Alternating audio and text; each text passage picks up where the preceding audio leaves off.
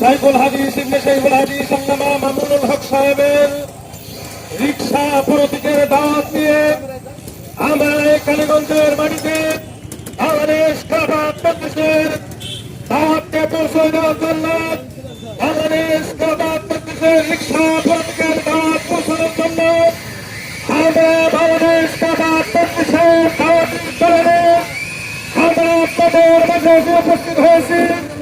আমাদের আগামীর বাংলাদেশ ইসলামের বাংলাদেশ, আগামীতে বাংলাদেশে আমার কোন দুর্নীতিবাজ ডাকাত সন্ত্রাস, আমার কোন চাঁদাবাজ, আমার কোন দুঃখবাজ, আমরা এই বাংলা তুলে দেখতে চাই।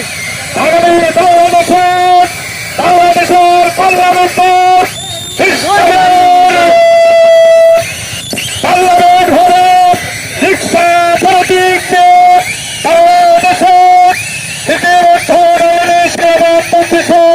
থেকে আমাদের 300 আসনে আমরা আমাদের মন্ত্রীর সংসদ সদস্য পদপ্রার্থী ঘোষণা করেছেন।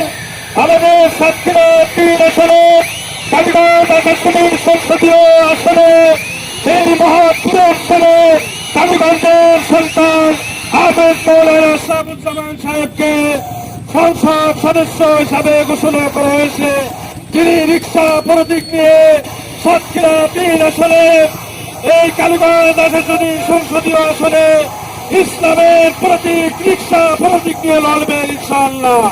সংগ্রামী সাথী বন্ধুগণ, সংগ্রামী কালীগঞ্জবাসী, আপনাদেরকে বলতে চাই, আসেন আগামীতে আমরা আর কোন রাম বাম নাস্তিক করতাম, কোন চোর ডাকাত, কোন গুন্ডা সন্ত্রাসবাদের পক্ষ অবলম্বন না করে আমরা ইসলামের পক্ষে রিকশা প্রতীকের পক্ষে আমরা একটা কোন চোর কোন আন্দোলন করে তুলি।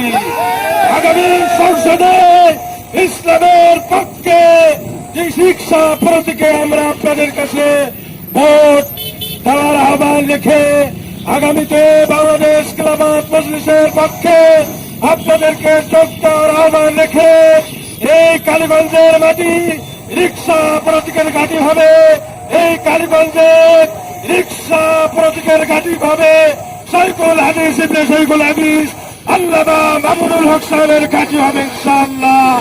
ইসলামের বাংলাদেশ হবে আগামীর বাংলাদেশ। আপনারা রিকশা প্রতীকে ভোট দিবেন, রিকশা প্রতীকে যোগ দিবেন, বাংলাদেশ খেলাফত মজলিসের সাথে